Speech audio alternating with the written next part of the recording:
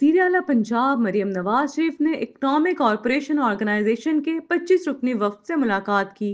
मुलाकाती वफ़द में Tajikistan, Turkiye, Kazakhstan, Turkmenistan, Iran, Azerbaijan और पाकिस्तान के सीएमओ में मुस्तकिल मंदूब शामिल थे। वफ़द की सरबराही में ईसीओ के सेक्रेटरी जनरल असद मजीद खान ने की। वज़ीर आला पंजाब मरियम नवाज शरीफ का वफ़द की लाहौर आमद पर पुरतबा खैर मकदम किया गया और वफ़द के अरकान को लाहौर आमद पर खुशामदीद कहा गया। सीनियर मिनिस्टर मरियम औरंगजेब ने ईसीओ वफ़द के शुरका को तफसीली ब्रीफिंग दी। वज़ीर आला पंजाब मरियम नवाज शरीफ ने इस मौका पर लाहौर को ईसीओ कैपिटल करार देने में मुआवनत पर तुर्कमानिस्तान का शुक्रिया अदा किया। मरियम नवाज ने कहा कि ईसीओ के मोअज़्ज़िज़ मेहमानों की मौजूदगी हमारे लिए एजाज की बात है। कदीम और जदीद सकाफत के शहर लाहौर से मोहब्बत है। साबिक वज़ीर आज़म मोहम्मद नवाज शरीफ अपनी जाती निगरानी में लाहौर की सकाफती बहाली के लिए कोशिश हैं। लाहौर सिर्फ एक शहर नहीं बल्कि जिंदा तारीख का म्यूजियम है। लाहौर की गलियों में तहजीब की खुशबू है। असारे कदीमा माजी की अजमत के गवाह हैं। लाहौर के लोग प्यार और मोहब्बत के पैकर हैं। लाहौरियों की मेजबानी बेमिसाल है।